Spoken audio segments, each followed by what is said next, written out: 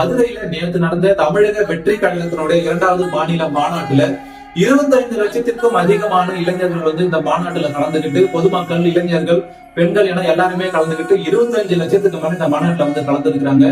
முதல்ல இந்த மாநாட்டுல கலந்துக்கிட்ட எல்லாருக்குமே ரொம்ப ரொம்ப நன்றி. இந்த மாநாடு மிகப்பெரிய வெற்றி, மிகப்பெரிய வெற்றி. மதுரை மாநாடு, தமிழக வெற்றி கழகத்தின் 2வது மாநில மாநாடு மிகப்பெரிய வெற்றி வெற்றி வெற்றி.